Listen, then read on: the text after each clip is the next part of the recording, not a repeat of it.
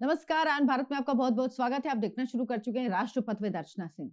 अरविंद केजरीवाल की सरकार चली गई, लेकिन उनके काले कारनामे खुलकर एक के बाद एक सामने आ रहे हैं। पहले ही बता चुकी हूं कि क्लासरूम घोटाला बहुत बड़ा घोटाला है। अब जो 20,000 क्लासरूम का दावा किया अरविंद केजरीवाल ने, दरअसल उसका सच क्या है? इसके अलावा अरविंद केजरीवाल किसी योजना से ज्यादा उसके प्रचार में खर्च करते थे, इसके भी सबूत मिले हैं। अरविंद केजरीवाल को आप देखते होंगे, एडवर्टीजमेंट हर जगह देते हैं, बम्पर एडवर्टीजमेंट देते थे। लेकिन आप सोचिए, कोई सरकार जितनी योजना पर पैसा लगा रही, फंड लगा रही, उससे कहीं ज्यादा, 10 गुना से ज्यादा, 100 गुना से ज्यादा पैसा वो एडवर्टीजमेंट में लगा रही है। यानी ये काम नहीं करते थे, ये सिर्फ प्रचार करते थे। और ये मैं क्यों कह रही हूं, तथ्यों के साथ आज आपको इस वीडियो में बताऊंगी। दरअसल एक के बाद एक अरविंद केजरीवाल का चिट्ठा खुल रहा है। अब क्या हुआ? अरविंद केजरीवाल को आपको याद होगा, अरविंद केजरीवाल और मनीष सिसोदिया क्या कहते थे? वर्ल्ड क्लास एजुकेशन फैसिलिटीज हैं दिल्ली के स्कूलों में, हमने वर्ल्ड क्लास एजुकेशन मॉडल बनाया है। मनीष सिसोदिया हर जगह इस बात को कहते थे कि हमसे तो बाहर के देश भी मांगते हैं। बाहर के देशों में खुद लेख छपवाया और उसके बाद ये कहा कि देखिए, हमारे शिक्षा मॉडल को तो फॉरेन कंट्रीज भी कॉपी करने के लिए परेशान है। दिल्ली के एजुकेशन सिस्टम को इतना वर्ल्ड क्लास हमने बना दिया है। लेकिन इस वर्ल्ड क्लास सिस्टम की सच्चाई क्या है? 20,000 क्लासरूम बनाने का दावा किया अरविंद केजरीवाल ने, स्कूल कोई नहीं बनाए। 20,000 क्लासरूम बनाने का दावा किया और उसमें भी घोटाला। क्या घोटाला? केवल 7,000 क्लासरूम बनाए गए। जी हाँ, 20,000 का दावा यानी, और केवल 7,000 बनाए गए, यानी 3 गुने का दावा कर दिया गया। अब आपको लग रहा होगा 3 गुने का दावा आखिर किया कैसे? क्योंकि क्लासरूम तो फिजिकल है, कुछ तो उनकी प्रेजेंस होगी, क्योंकि आप थोड़ा बहुत इधर उधर कर सकते हैं, लेकिन 3 गुना कैसे इधर उधर कर देंगे? दरअसल किया क्या गया, इसका जिक्र मैं पहले की भी वीडियो में करती रही हूं, लेकिन इसमें आपको विस्तार से बताऊंगी। जो टॉयलेट बनाए गए स्कूल्स में, जो स्टोर रूम बनाए गए स्कूल्स में, उनकी गिनती भी किसमें कर दी गई? क्लासरूम में कर दी गई। जी हाँ, ये सही सुन रहे हैं आप। 7,000 उन्होंने सिर्फ क्लासरूम कितने बनाए? सिर्फ 7,000। और दावा कितने का किया? 20,000 का, यानी 13,000 स्टोर और जो बाथरूम बने थे उनकी गिनती भी क्लासरूम में कर दी। अरविंद केजरीवाल सरकार किस तरह से झूठी सरकार है, किस तरह से ये सिर्फ और सिर्फ झूठे दावे करते हैं, इसका उदाहरण ये एक नहीं, अब आपको आगे बताती हूँ। इसके अलावा इन्होंने क्या किया? इसके अलावा इन्होंने जिस शिक्षा क्रांति की बात करते थे उसका सच तो आपको बता दिया, लेकिन इसके अलावा और इन्होंने क्या किया? इन्होंने हैप्पीनेस कैरिकुलम लागू किया।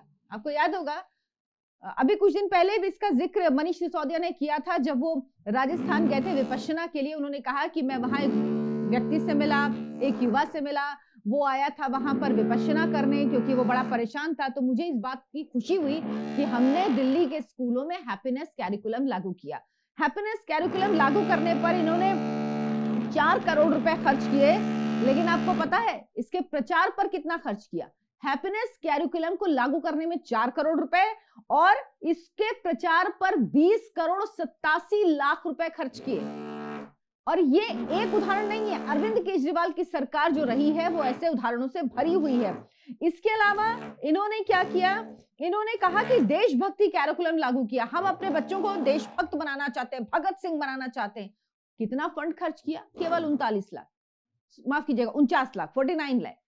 सिर्फ 49 लाख का फंड इसमें खर्च किया। और एड कितने का दिया? भरोसा कीजिए, गैस करिए, आप गैस करिए, फिर मैं आपको बताती हूं। एड दिया 11 करोड़ 49 लाख का, यानी फंड सिर्फ उस योजना के लिए 49 लाख, और उसका खर्च कितना? 11 करोड़ 49 लाख विज्ञापन पे खर्च, यानी 11 करोड़ एक्स्ट्रा खर्च हुआ केवल 49 लाख योजना पे। ये क्या करते थे? एक स्कूल में जैसे हैप्पीनेस कैरिकुलम लागू कर दिया, उसकी फोटो खिंचाई, उसका वीडियो बनवाया, उसके वीडियोस बनवाए, वहां पर बच्चों से बात की, पेरेंट्स से बात की, और वो वीडियो चिपका दिया और उसको चलाते रहे। इसी तरह से तो संभव है कि आप 4 करोड़ योजना पे खर्च करके 20 करोड़ 87 लाख रुपए का एडवर्टीजमेंट दे दें। पहले भी इनके एडवर्टीजमेंट में बात होती रही। और सोचिए, दूसरा इन्होंने देशभक्ति किया, मात्र 49 लाख रुपए मात्र, और एड 11 करोड़ 49 लाख। जब आरआरटीएस के लिए अरविंद केजरीवाल की सरकार जब दिल्ली में थी, रैपिड रेल ट्रांसपोर्ट सिस्टम जो बन रहा है, उसके लिए केंद्र सरकार पैसा देती है और कुछ कुछ हिस्सा जो राज्य सरकारें हो वो देती हैं। रैपिड रेल ट्रांसपोर्ट सिस्टम जो दिल्ली से राजस्थान से जुड़ा, दिल्ली से यूपी से जुड़ा, दिल्ली से हरियाणा जुड़ा तो इसमें केंद्र सरकार पैसा देती है और राज्य सरकारें देती हैं। लेकिन जो अरविंद केजरीवाल की आम आदमी पार्टी सरकार को देना था, उसने मना कर दिया। उसने कहा हमारे पास पैसा नहीं, हम पैसा नहीं दे सकते इस फंड के लिए। यानी दिल्ली के विकास के लिए पैसा देने से इन्होंने जब मना किया था, तो सुप्रीम कोर्ट ने क्या कहा था, ये मैं किसी नेता की, किसी राजनीतिक दल की बात नहीं कर रही हूं। सुप्रीम कोर्ट ने कहा था कि आपका एडवर्टाइजमेंट का खर्च कितना है हमें दिखाइए। और वो मुझे ठीक ठीक इस वक्त याद नहीं है, शायद 200 करोड़ था, मुझे ठीक से याद नहीं इस वक्त, इसलिए मैं उसको कोट नहीं कर सकती, नंबर रहने दीजिए कितना था। लेकिन वो इतना ज्यादा था कि कोर्ट भी चौंक गई। और कोर्ट ने कहा कि अगर आपने आरआरटीएस प्रोजेक्ट के लिए पैसा नहीं दिया, तो हम आपके एड चलवाने पर रोक लगा देंगे, हम आपके विज्ञापनों पर रोक लगवा देंगे। ये कोर्ट को कहना पड़ा था।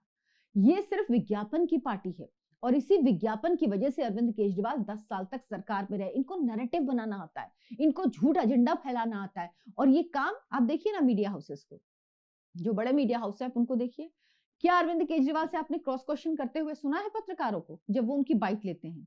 अरविंद केजरीवाल से किसी ने पूछा, जब वो कहते थे कि मैं तो गलत नहीं हूं, मैं तो जेल गया, मुझे तो बीजेपी ने भेजा, किसी ने पूछा कि भाई आपको कोर्ट जमानत क्यों नहीं दे रहा है? कोर्ट ने आपको कहा ना कि आप उसमें प्राइमा फेसाई आप लग रहे हैं कि उसमें आरोपी हैं आप, आपको क्लीन चिट नहीं मिली, आप जमानत पर बाहर हैं। जब वो कहते हैं देखिए मैं बाहर आ गया, तो किसी ने पूछा? नहीं पूछा, नहीं पूछेंगे, नहीं पूछेंगे। उसकी वजह ये है, इतना मोटा मोटा फंड जाता है हर चैनल को, और इस वजह से सबकी जुबानें बंद रहती हैं। अरविंद केजरीवाल की सरकार सिर्फ और सिर्फ और सिर्फ एडवर्टीजमेंट की सरकार थी। विज्ञापनों के दम पर ये सरकार चलती रही। पूरा खुलासा जो विधानसभा का बजट सत्र चल रहा है दिल्ली का, इसमें आशीष सूद ने किया। उन्होंने बताया कि किस तरह से अरविंद केजरीवाल की सरकार ने दिल्ली के लोगों को बेवकूफ बनाया है, किस तरह से अरविंद केजरीवाल की सरकार ने शिक्षा के नाम पे लूट मचाई है।